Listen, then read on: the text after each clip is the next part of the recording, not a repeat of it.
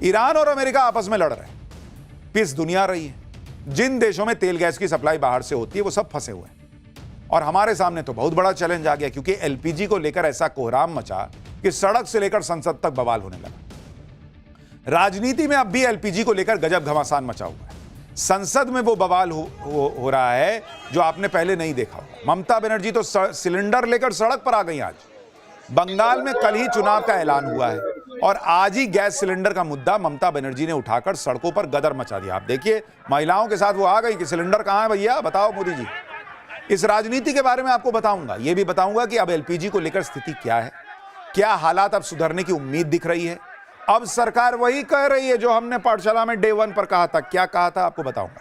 आपको ground reports दिखाऊंगा, LPG crisis को लेकर सिलेंडर की गजब जमाखोरी और कालाबाजारी कैसे चल रही है वो भी दिखाऊंगा।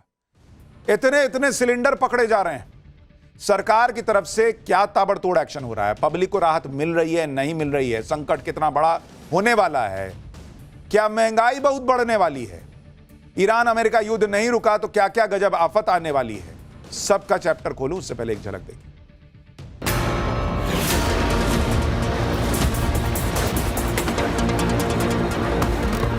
वो स्थिति यही है कि एलपीजी गैस ना मिलना बहुत बड़ी समस्या हो गई है। स्थिति अभी चिंताजनक है, लेकिन हमारे डोमेस्टिक एलपीजी कंज्यूमर्स को एलपीजी की सप्लाई की जा रही है।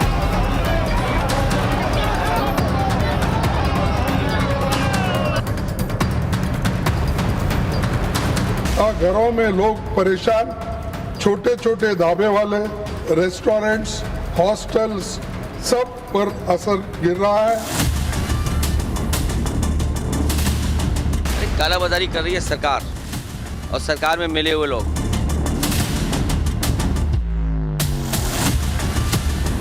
यह विपत्ति काल में भी देश में राजनीति करने से पीछे नहीं हटता।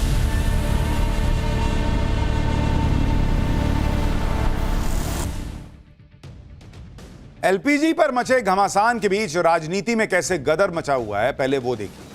आज भी एलपीजी के मुद्दे पर कांग्रेस और इंडी वालों ने संसद भवन के बाहर, संसद के अंदर, सड़क पर इस मुद्दे को उठाया। संसद के बाहर मकर द्वार पर विपक्ष के सांसदों ने सिलेंडर के कटआउट लेकर प्रदर्शन किया। वहीं यूथ कांग्रेस के कार्यकर्ताओं ने रैली निकालकर संसद के घेराव की कोशिश की। बवाल बढ़ने पर पुलिस ने यूथ कांग्रेस के कार्यकर्ताओं को हिरासत में ले लिया। संसद के अंदर कांग्रेस अध्यक्ष मल्लिकार्जुन खड़गे ने एलपीजी संकट का मुद्दा उठाया। एक बार मल्लिकार्जुन खड़गे को सुनिए, फिर आपको बताता हूं कि अब सरकार इस पर क्या कह रही है। घरों में लोग परेशान, छोटे छोटे ढाबे वाले, रेस्टोरेंट्स, हॉस्टल्स, सब पर असर गिर रहा है। कम्युनिटी किचन्स से लेकर सभी रसोई तक बंद है। पर ही एमईसीएम भी और दूसरे कमर्शियल यूजर्स को भी एलपीजी सिलेंडर्स में मिलने की भारी दिक्कत हुई है। ये चिंता की बात है कि कई एस्टैब्लिशमेंट ने अपने ऑपरेशन सीमित बंद कर दिए हैं। लेकिन एलपीजी पर बवाल और हंगामे के लिए सरकार ने कांग्रेस और विपक्ष पर पलटवार कर दिया। सरकार कह रही है कि कांग्रेस और विपक्ष ऐसे वक्त में पॉलिटिक्स करने से बाज नहीं आ रहा, जब वैश्विक संकट का समय। एक बार सुनिए जेपी नड्डा क्या कह रहे हैं। मुझे दुख है कि हमारे विपक्ष, विशेष करके इंडियन नेशनल कांग्रेस, यह विपत्ति काल में भी देश में राजनीति करने से पीछे नहीं हटता। यह विपत्ति कोई भारत के कारण नहीं आई है, इसमें भारत का कोई योगदान नहीं है। लेकिन जो अंतर्राष्ट्रीय स्थिति हुई है, उस अंतर्राष्ट्रीय स्थिति में आज हम सब लोग जानते हैं कि ये क्राइसिस आया है।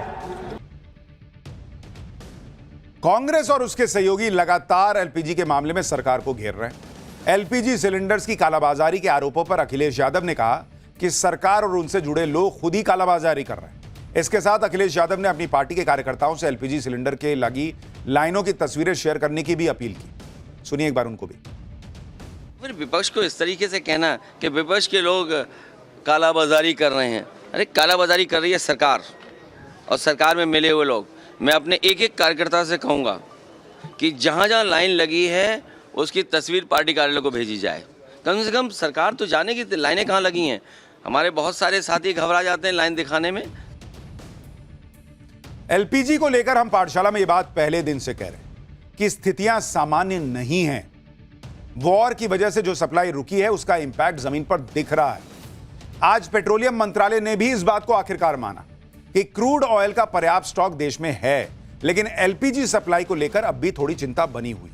हालांकि इसके बावजूद देश भर में एलपीजी डिस्ट्रीब्यूशन शिप की तरफ से गैस सप्लाई के ड्राई आउट की कोई रिपोर्ट नहीं आई है। घरों और हॉस्पिटल्स में एलपीजी सप्लाई बिना किसी रुकावट के होती रहे, यह सुनिश्चित करना प्राथमिकता है। यानी पेट्रोलियम मंत्रालय भी अब मान रहा है कि थोड़ा संकट तो है। सुनिए एक बार वो क्या कह रहा है, फिर आपको बताता हूं कि एलपीजी सप्लाई सुनिश्चित करने के लिए सरकार ने क्या नए फैसले लिए। स्थिति अभी चिंताजनक है, लेकिन हमारे डोमेस्टिक एलपीजी कंज्यूमर्स को एलपीजी की सप्लाई की जा रही है और डिस्ट्रीब्यूटरशिप्स पर कोई ड्राई आउट रिपोर्टेड नहीं है। मैं आपको ये भी बताना चाहूँगी कि आपके माध्यम से हम बार बार कंज्यूमर से अपील कर रहे थे कि ऑनलाइन बुकिंग करें। उसकी वजह से ऑनलाइन बुकिंग में इंक्रीज हुआ है। स्थिति अभी चिंताजनक है। आज जाकर इन्होंने माना कि स्थिति चिंताजनक है। जो हमने आपको डे 1 पाठशाला में आंकड़ों के साथ बताया था कि जब इतना एलपीजी, इतना क्रूड ऑयल बाहर से आता है और वो पूरा रास्ता ठप पड़ गया, रुक गया, तो कैसे स्थिति सामान्य हो सकती थी बॉस। और हमने कहा था, प्लेन में भी जाते हैं ना, पायलट बोलता है मौसम खराब है, कुर्सी की पेटी बांध लीजिए, छुपाता नहीं है। वैसे ही बोलना था कि भाई ये संकट है, आपसे थोड़ा सहयोग चाहिए। पेट्रोलियम मंत्री तो बोल के निकल लिए कि ना कोई दिक्कत नहीं, कोई दिक्कत नहीं, सब चकाचक है।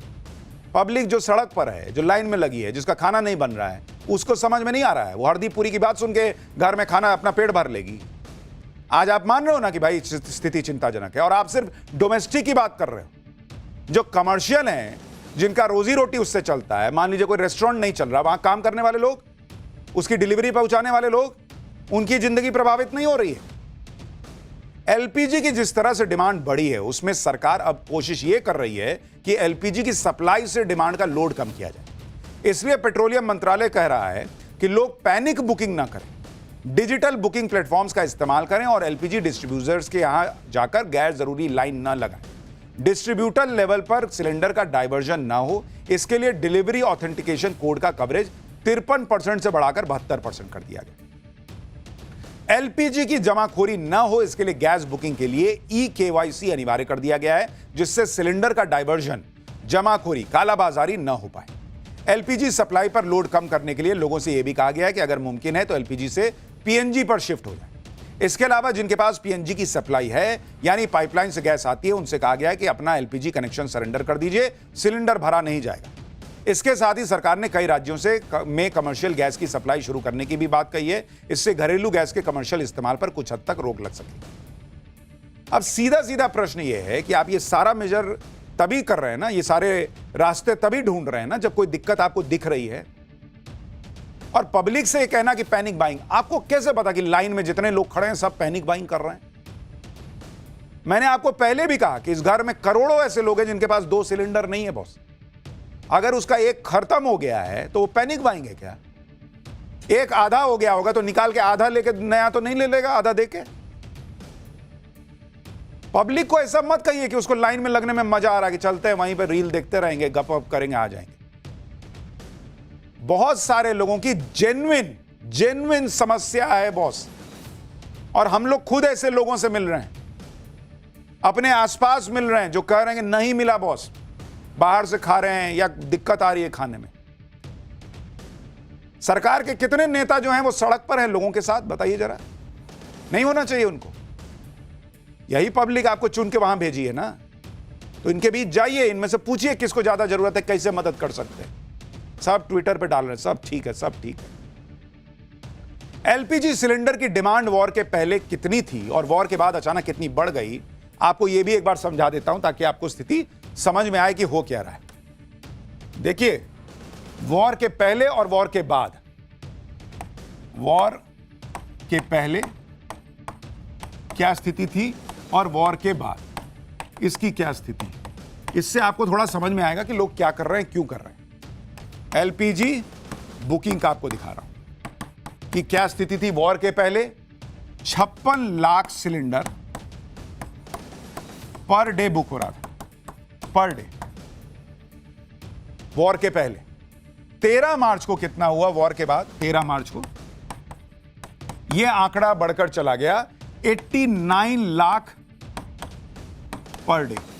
ठीक है, अब इसमें जाहिर सी बात है कुछ लोग पैनिक में करा रहे होंगे, कुछ लोगों को लग रहा होगा कि भाई एक सिलेंडर तो रख ले, अभी एक दूसरा खत्म होने वाला है।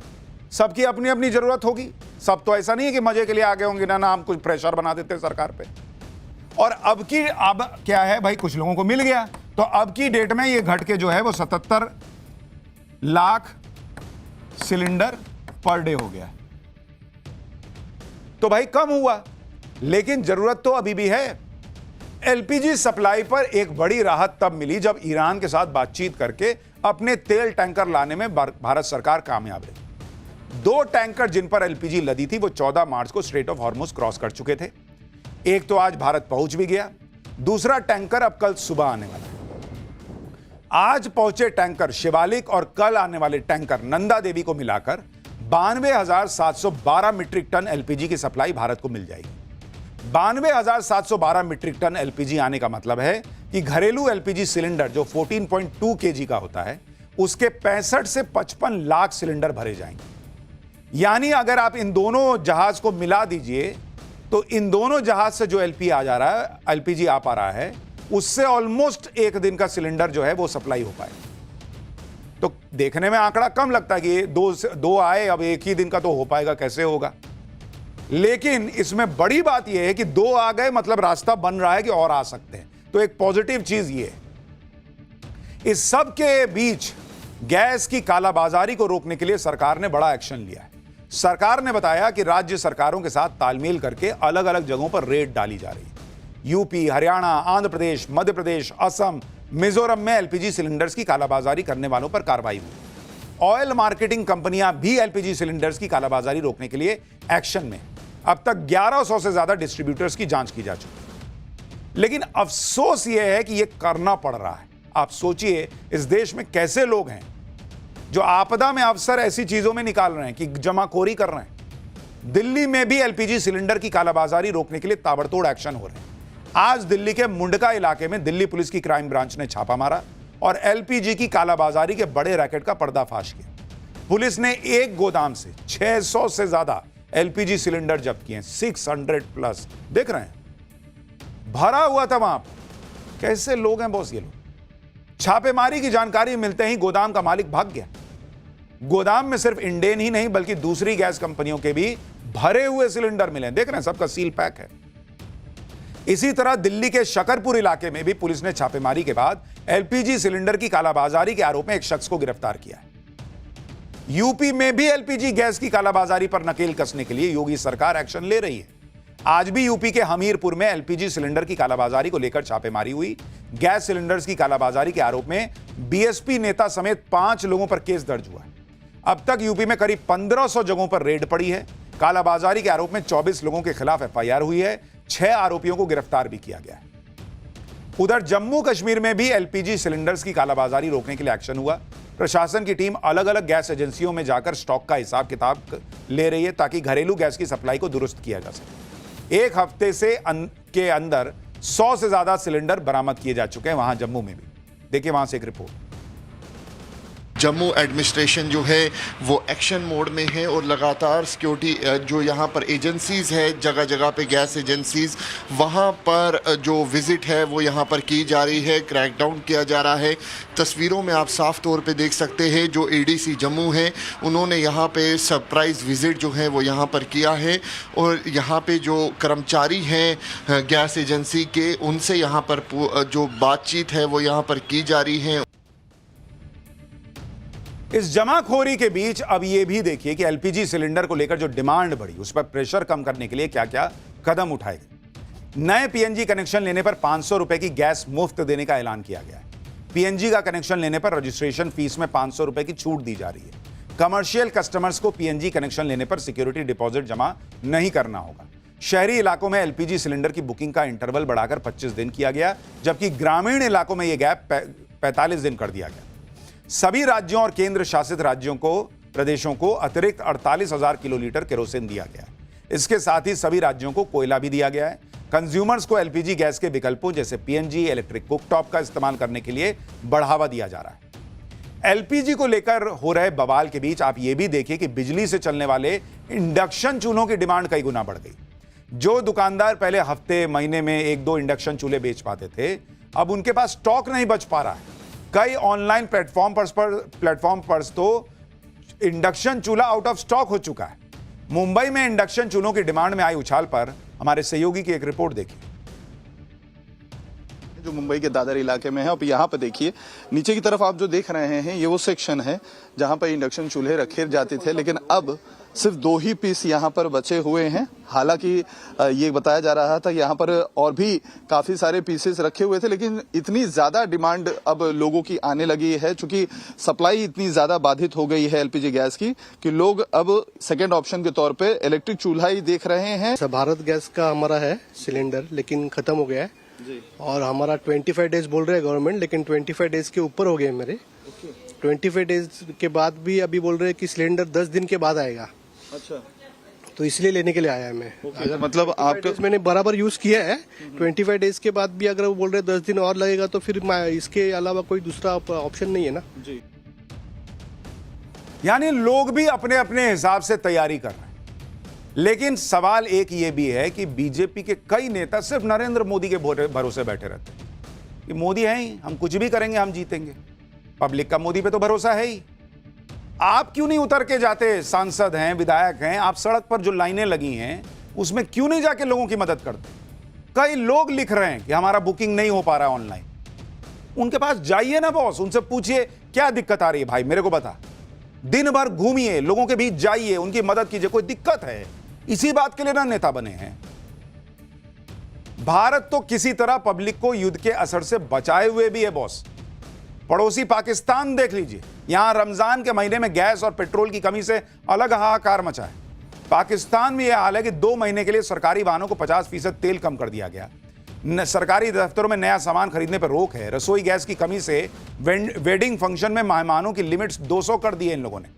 शादियों में 1 डिश रूल लागू कर दिया गया है पाकिस्तान में कि शादी में लोगों को बुला रहे हो, एक कोई डिश खिला दो। यह हाल है पाकिस्तान का बॉस। शादी कर लो, चलो कर लो, करना है तो, लेकिन एक कोई खाना खिला देना बस। भाई बिरयानी एक ही टोप बना दे रहे होंगे कि चिकन बिरयानी खाओ भाई साहब, निकलो। पाकिस्तान में गाड़ियों की स्पीड लिमिट कम कर दी गई है कि गाड़ी धीरे धीरे चलेगी तो ज्यादा माइलेज देगी तो पेट्रोल बचेगा। पाकिस्तान में पब्लिक कह रही है कि अगर दोबारा मौका मिले तो वो भारत में रहना पसंद करेंगे। काश उनके पूर्वज भारत में रुक गए होते तो ज्यादा अच्छा होता। देखिए पाकिस्तान की पब्लिक क्या कह रही है। पहली बात तो है कि ये इंडिया का लीडरशिप का कमाल है कि इस हालत में, वॉर के इस हालत में वो लोग वहाँ से गुजर रहे हैं, परमिशन ले रहे हैं, किसी से भी ले रहे हैं तो वो ले रहे हैं, तो ये उनका लीडरशिप का कमाल है। मैं कह रहा हूँ काश दोबारा मौका मिले और मैं अपने दादा परदादा को बोल सकूं भाई जिधर तुसी बैठे सी ना उत्थे वापस चले जाओ। फिरोजपुर था वहाँ का, इंडिया का शहर है फिरोजपुर, फरीदकोट बड़ा ज़बरदस्त है। वहाँ पे भी काश के मेरे माँ बाप वहाँ से ना आए हुए। देखा है कि पाकिस्तान की मईशत पिछले कुछ सालों में अभी इंटरनल शॉक से बाहर नहीं निकली थी कि एक बड़ा एक्सटर्नल शॉक आ गया, और इस एक्सटर्नल शॉक की वजह से ऑयल प्राइसेस बढ़ गई, जो कि पाकिस्तान में महंगाई का मेजर वजह बनती है। भारत और एक आध कंट्री छोड़कर हमने शायद ही किसी को छोड़ा कि जैसे हमने पैसा ना लिया हो, तो जाहिर है हमने तो सभी से पैसा पकड़ रखा है।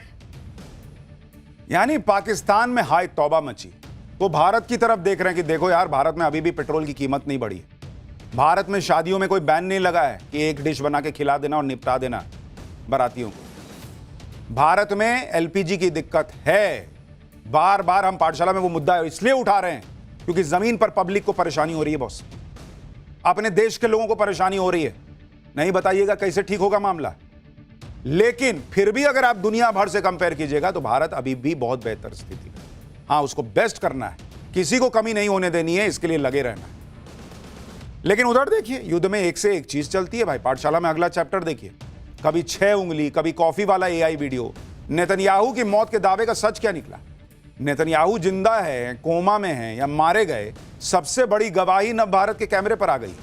मुस्तबा खामनेई की हालत खराब है, पुतिन के घर पर क्या सीक्रेट इलाज चल रहा है, इसकी सच्चाई क्या निकली, अब इसका चैप्टर देखिए। युद्ध सिर्फ तोप गोलों से नहीं लड़ा जाता, युद्ध में एक लड़ाई नैरेटिव की भी होती है।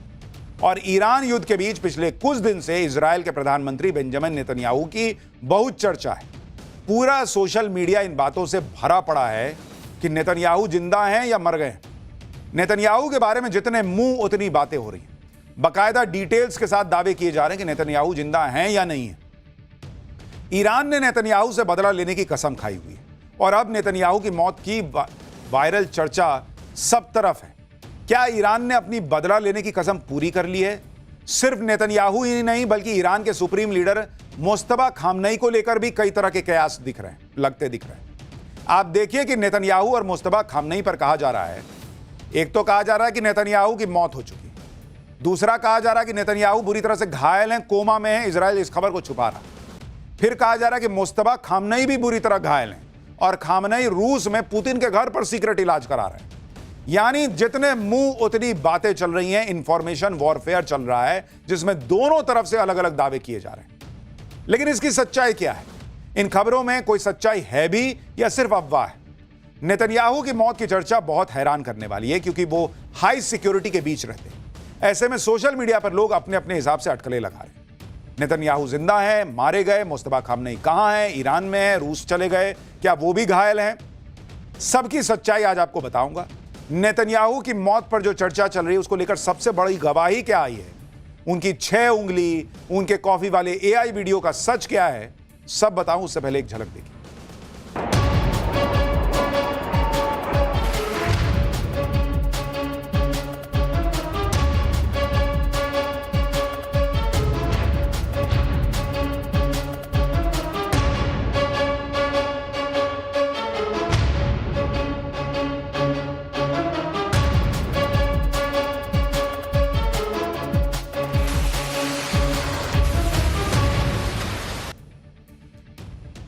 नेतन्याहू को लेकर जो अटकलें और चर्चाएं चल रही हैं वो 13 मार्च के बाद से जोर पकड़ने लगी थी। नेतन्याहू के घायल होने की तस्वीरें शेयर होने लगी। लोग कहने लगे कि ईरान के हमले में नेतन्याहू की मौत हो गई, देखो कैसे घायल हो गए।